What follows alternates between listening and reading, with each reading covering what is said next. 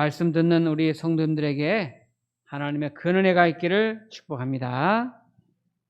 오늘은 성경 파노라마 17번째 시간, 구약 성경 중에 아가서에 대한 책을 우리가 만나는 시간입니다. 아가서는 노래 중에 노래라는 뜻을 가지고 있는데요. 노래 중에 노래는 어떤 노래입니까? 최고의 노래, 최고의 사랑 노래를 뜻하는 책이 아가서입니다. 신학생 때 연애 편지 쓸 때 아가서를 많이 인용하는 그런 학생들도 있죠. 우리가 이제 구약 성경이 신약 구약 성경은 39권, 신약 성경이 27권 해가지고 66권이잖아요. 근데 66권을 한 권 한 권 성경 이거를 더 바이블 완전한 성경이다 이렇게 정하는 것을 갖다가 정경이라고 말해요. 정경. 성경으로 정해진 책을 정경이라고 하는데 구약 66권 신구약 66권 한 권 한 권을 정경으로 정하는 성경으로 공인하는 그런 이제 절차를 밟을 때 이 아가서가 맨 마지막으로 결정이 됐습니다. 왜냐하면 뭐 한두 번 읽어보신 분들은 알지만 조금 외설스럽고 좀 불경건하다 이런 오해를 받는 책이기도 하죠. 예를 들면 1장 2절에 보면 내게 입맞추기를 원하니 내 사랑이 포도주보다 나음이로구나. 네. 나한테 입맞추기를 원한다 이런 표현인데 요건 그냥 성경에 들어가기가 좀 애매한데 기본이죠. 근데 이제 4장을 가보세요. 4장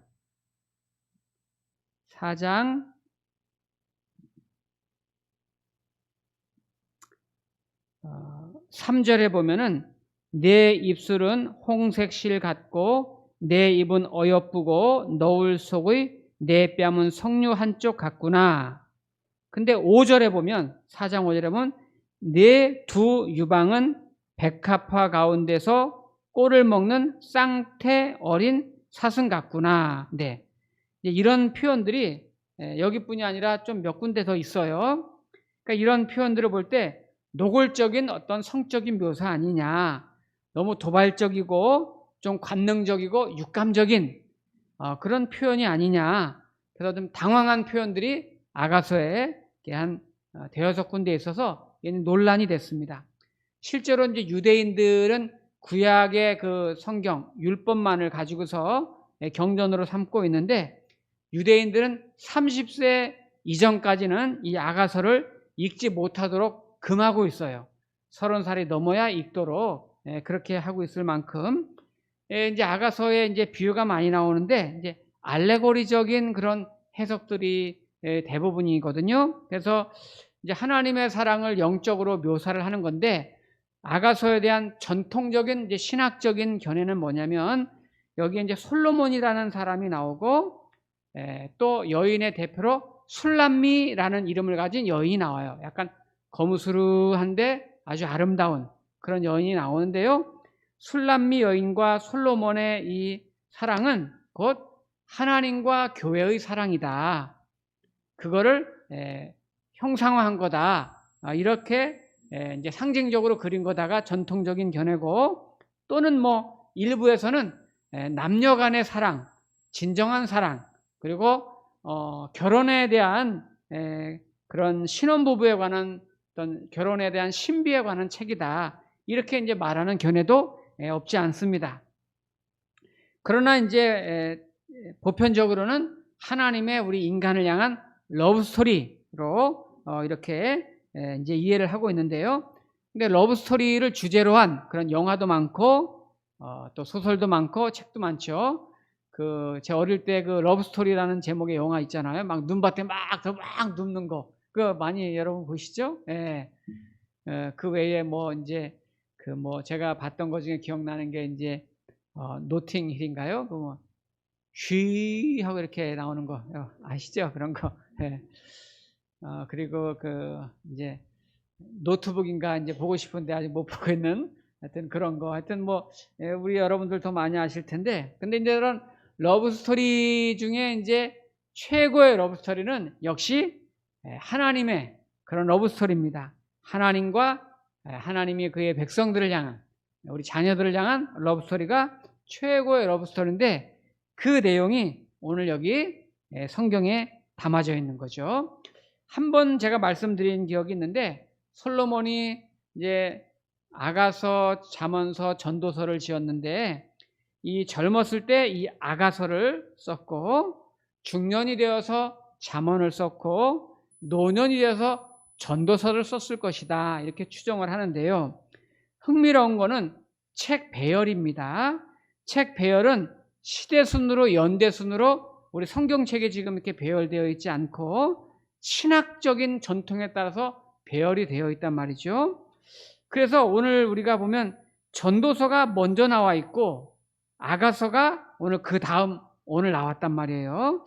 여기에도 약간 신학적인 인사이트가 있지 않을까 생각을 해봅니다. 예를 들면 이런 거죠. 우리가 지난주에 전도서 봤지만 전도서의 큰 주제는 뭐예요?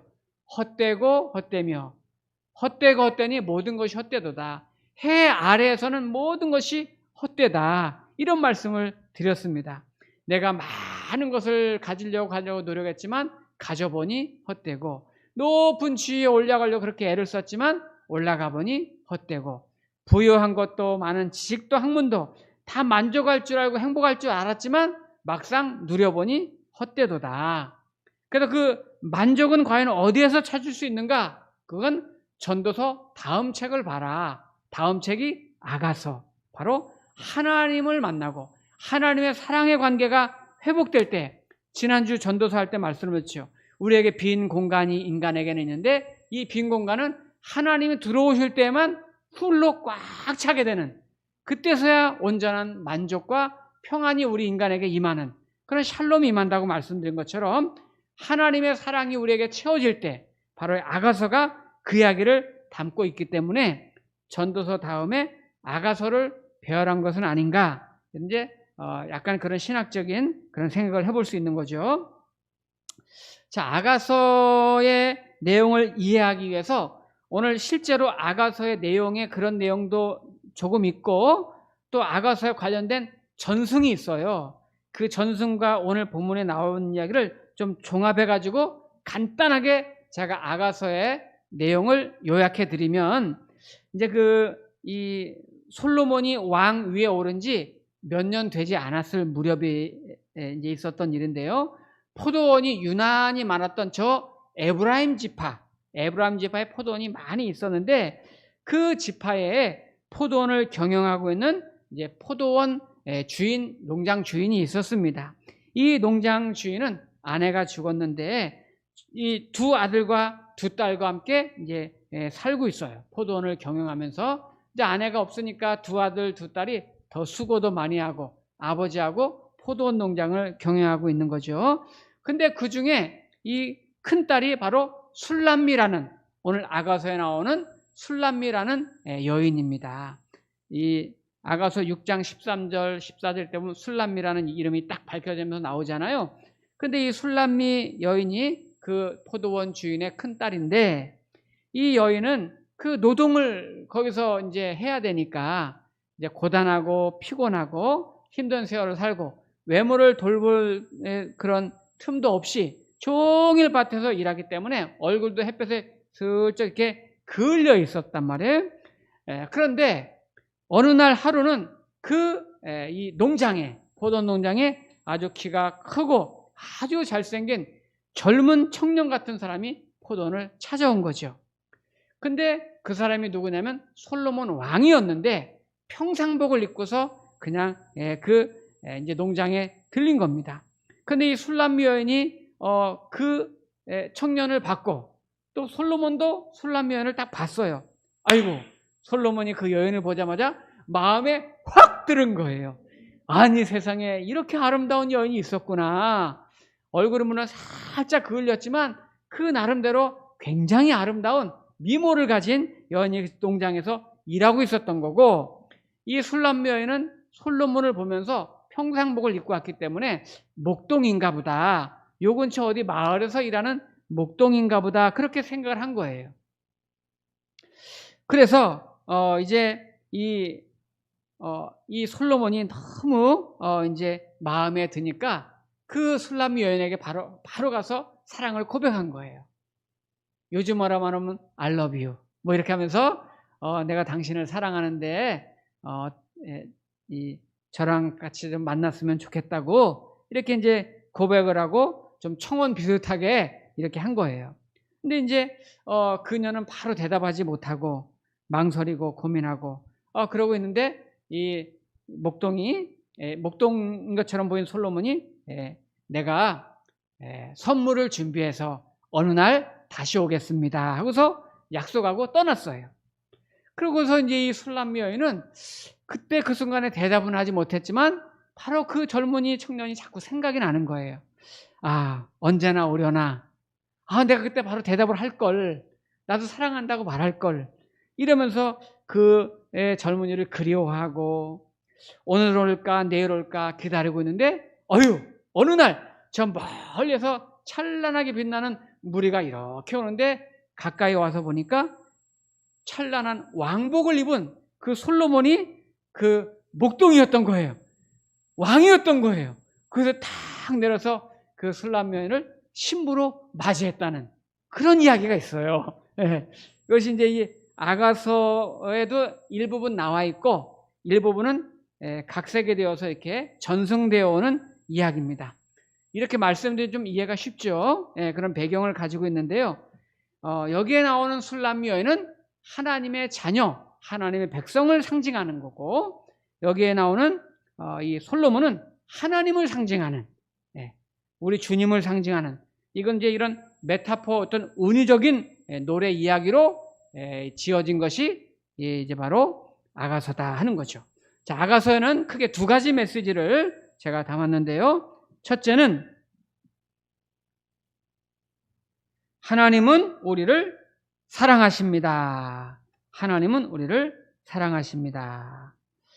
우리가 보통은 이제 남녀가 서로 사랑해서 결혼을 해서 만나면 처음에는 막 굉장히 막 전기 오는 것처럼 좋다가 한 3개월 지나고 1년 지나고 그러면 조금 전기가 이제 잘 안 오죠. 그러다가 이제 한 2년, 3년 되면은 전기는커녕 무슨 뭐 이제 밋밋하고 별로 느낌이 없다가 이제 서로 때로는 이제 불평이 나오기도 하고 원망이 나오기도 하고. 근데 요즘은 뭐 3년까지도 안 간다면서요? 한 3개월 되면 벌써부터 막 다투고 싸우고 막 그런 가정이 너무 많다고 하는데 이러면서 이제 부인 쪽에서도 막 남편을 원망하죠. 옛날에 막 프로포즈 할 때는 그러지 않았는데 뭐 왜 이렇게 못해주냐 잘해주냐 이제 그렇죠. 왜냐면 이제 이것도 뭐 이제 연식이 오래되면 다 그런 거니까 뭐 어떻게 하겠어요. 이제 그런 과정이 이제 지나게 되는 거죠. 그런데 하나님과 우리와의 관계는 전혀 그런 게 없는 거예요. 하나님과 우리의 관계는 정말 완전히 엔드리스 러브예요. 엔드리스 러브. 완전 하나님의 사랑은 사실은 우리가 하나님을 택한 것 같고 우리가 하나님을 사랑하는 것 같지만 사실은 하나님이 먼저 우리를 찾아오셨고 하나님 먼저 우리를 프로포즈 하신 거고 하나님이 먼저 우리를 사랑하신 거예요. 솔로몬이 먼저 이 포도원을 찾아가서 술람 여인에게 먼저 청혼한 것처럼 요한일서 4장 19절에 우리가 사랑함은 그가 먼저 우리를 사랑하셨음이니라 이렇게 말씀합니다.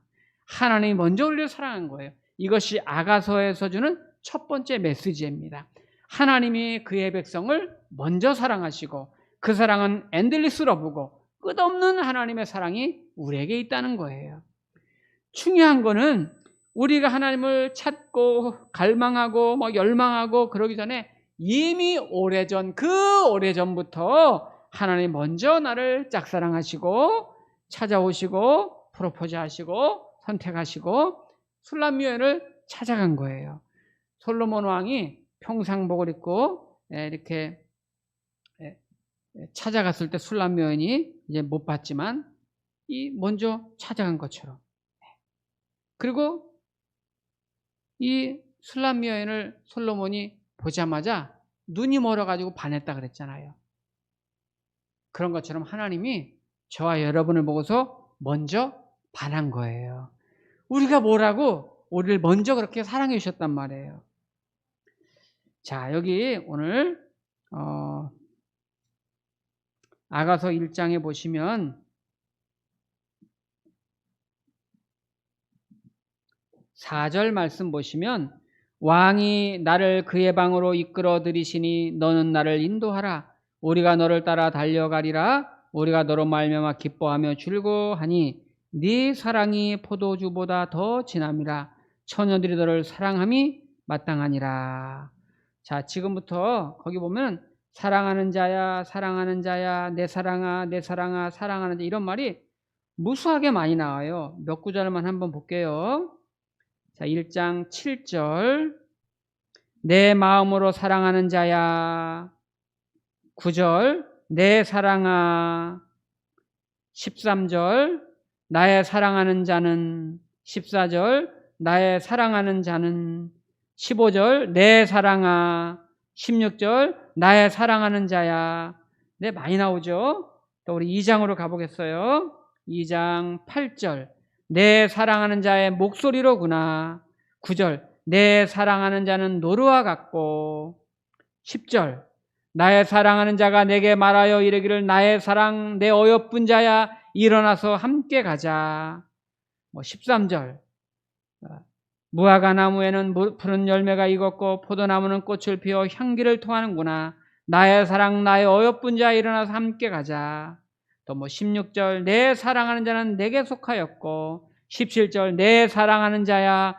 이러면서 중간중간 보면은 많이 나온단 말이에요. 내 사랑하는 자, 내 사랑하는 자, 내 사랑하는 자. 하나님이 저와 여러분을 그렇게 사랑하세요. 그렇게.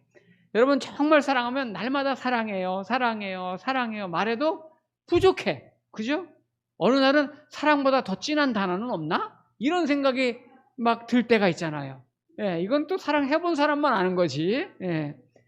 어느 라디오 방송국에서 제가 이렇게 가다가 나오는 이야기를 이제 들었는데요. 어느 자기 부인이 결혼한 지 얼마 안 돼가지고, 결혼한 지 얼마 몇 달 안 돼가지고 부인이 교통사고가 났어요. 그래서 이제 응급실에 실려갔는데 가보니까 이제 뇌에 큰 이제 이상이 생겨서 결국 식물인간으로 쉽게 표현하면 그렇게 판정이 된 거예요.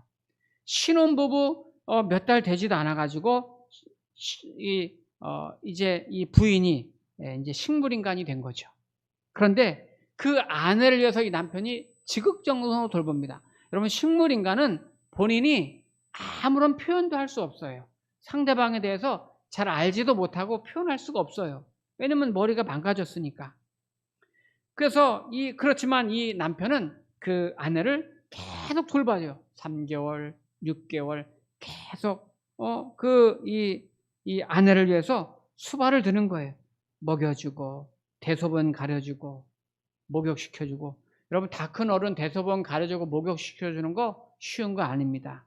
매일매일 하는 거 쉬운 거 아니에요. 이제 병원 의사가 1년 정도 치료하다가 이제 그 신랑한테 포기하라고 권유합니다. 도저히 가망이 없으니까 그냥 포기하십시오. 그래도 매일 나와서 그 일 하는 거예요. 그러니까 이제 아내 친정가 장인 장모님이 되는 거죠. 장인 장모님도 1년 했으면 됐네. 이제 새 장가 가도 되겠네. 더 이상 바라지 않. 진심으로 원하는데 괜찮다고. 다른 데 가라고. 그런데 이 남편은 1년이 지나고 2년이 지나고 꼼짝하지 않지만 부인은 계속 돌봐주는 거예요.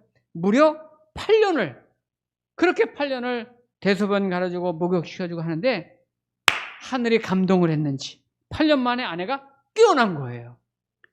실화입니다. 실화. 예. 야, 병원에서도 깜짝 놀라고 온 가족이 다 놀란 거예요. 이 남편이 엉엉 울면서 얼마나 기뻤겠어요. 근데 그 소식이 이제 의학계에서도 신기한 일이니까 이제 기자들이 와서 물었습니다. 남편한테 물은 거죠. 당신 어떻게 1년, 2년도 아니고 8년 동안이나 아내를 떠나지 않고 돌볼 수 있었습니까? 하니까 이 남편이 뭐라고 말했냐면 저는 원래 개인적으로는 부모 형제도 없는 저 혼자 고아입니다. 저에게 유일하게 피부치라고는 결혼한 아내 이 한 사람뿐입니다. 이 아내는 저를 처음으로 사람 대접해 줬습니다. 모두가 다 결혼을 반대했지만 이 아내는 자기의 가족을 다 설득해서 자기 집에서 쫓겨나면서까지 나를 택해줬고 나와 결혼해 주었습니다. 저를 믿어 주었고 인정해 주었고 존재감을 줬고 삶의 의미를 주었고 유일하게 나에게 참 사랑을 주었던 그런 여인입니다. 그런 여인을 잊어버리면 나는 나쁜 놈이죠. 그렇게 말을 한 거죠. 성도 여러분, 이 남편의 사랑이 대단하지만 사실 저와 여러분에게 그보다 더 모든 걸 다 부어주신 예수 그리스도의 십자가의 대속의 사랑, 여러분 우리를 사랑하시되 우리가 죄인이었을 때 끝까지 사랑해 주시는 그 사랑, 예수님의 사랑이 가장 귀한 사랑인 줄로 믿습니다. 우리가 다 알고 있는 요한복음 3장 16절, 하나님이 세상을 이처럼 사랑하사 독생자를 주셨으니 이는 그를 믿는 자마다 멸망하지 않고 영생을 얻게 하려 하심이라. 독생자를 우리에게 주셨어요. 저와 여러분들 그 사랑 가운데 있음을 믿으시기 바랍니다. 자, 또 한 가지 오늘 메시지가 뭡니까? 자, 또 한 가지 메시지는 하나님의 사랑은 끊을 수 없습니다. 자, 우리가 오늘 본문으로 읽었던 아가서 8장을 가보겠습니다. 아가서 8장 6절 말씀. 참 사랑의 고백치고는 굉장하죠. 8장 6절. 너는 나를 도장같이 마음에 품고 도장같이 팔에 두라. 사랑은 죽음같이 강하고 질투는 수월같이 잔인하며 불길같이 일어나니 그 기세가 여호와의 불과 같으니라. 아멘. 여기 도장같이, 도장같이라는 말이 두 번 나왔죠. 도장같이. 하나님이 우리를 향해 도장을 찍었다는 거죠. 넌 내 거야. 성령으로 저와 여러분을 인치시고 너는 나의 소유된 백성이다. 이렇게 찍은 거죠. 여러분 노예 시절에 노예가 있던 시절 노예나 짐승들에게 막 불인두를 막 이겨가지고 콱 찍잖아요. 지워지지 않게 흔적을 남기죠. 내 거다. 내 소유로 확인하기 위해서. 하나님이 영적으로 저와 여러분을 사랑하신다는 그 확약으로 이렇게 쾅 하고서 성령으로 인치셔서 우리가 소유된 백성이라고 지금 말씀하시는 거예요. 이사야 49장 16절에 보면 내가 너를 내 손바닥에 새겼다 이런 말씀이 있죠. 손바닥에 새겼다. 우리는 하나님의 백성입니다. 떠나갈래야 떠나갈 수가 없어요. 하나님을 벗어날 수가 없어요. 여기 6절에 보면 질투는 수월같이 잔인하다. 질투는 수월같이. 하나님이 얼마나 우리를 사랑하시는지 질투하신다고 말해요. 하나님은 온 인류를, 온 세상을 사랑하시지만 그 온 세상, 온 인류에는 우리 한 사람 한 사람의 관계를 말하는 거예요. 어떤 세력도 하나님과 우리의 관계를 거기 6절 마지막에 뭐라고 그래요? 그 기세가 여호와의 불과 같으니라. 불과 같으니라. 여호와의 불이 하나님과의 관계를 끊을 수 없을 만큼 그렇게 하나님의 뜨거운 타오르는 사랑이 우리에게 있단 말이에요. 그 사랑에 저와 여러분이 붙들려 있는 줄로 믿습니다. 그래서 로마서 8장 38절에 보면 유명한 구절이 있죠. 내가 확신하노니 사망이나 생명이나 천사들이나 권세자들이나 현재일이나 장래일이나 능력이나 높음이나 깊음이나 다른 어떤 피조물이라도 우리 주 예수 그리스도의 사랑에서 하나님의 사랑에서 끊을 수 없으리라. 이렇게 말씀합니다. 그 무엇도 끊을 수가 없는 거예요.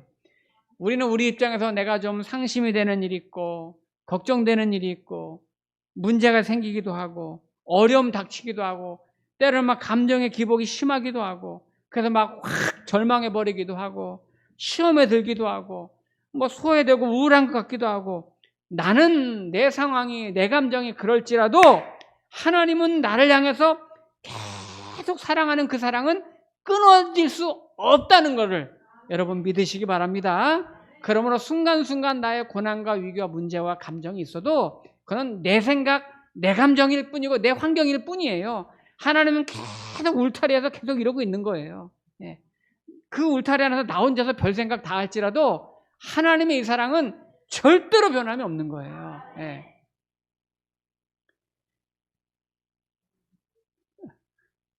너무 좋죠? 예. 하나님 그 사랑에 우리가 살고 있는 거예요. 오늘 신랑 되신 우리 예수님, 또 신부된 우리 교회. 그래서 에베소 5장에서도 남편들아 아내들아 이런 말 하면서 나중에 그런 비유가 나오잖아요. 남편들아 아내 사랑하기를 그리스도께서 교회를 사랑하시고 그 교회를 해서 자신을 주심같이 하라. 네. 주님이 자기를 다 내주셨어요. 내가 이렇게까지 너희를 사랑한다고 다 내주셨어요. 교회를 그렇게, 우리를 그렇게 사랑하신대잖아요. 그 사랑을 우리가 입고 살았어요. 이 사랑을 누구도 간섭할 수 없고 누구도 끊어낼 수 없고 누구도 해방할 수 없어요. 여러분, 이것이 하나님과 우리의 관계입니다.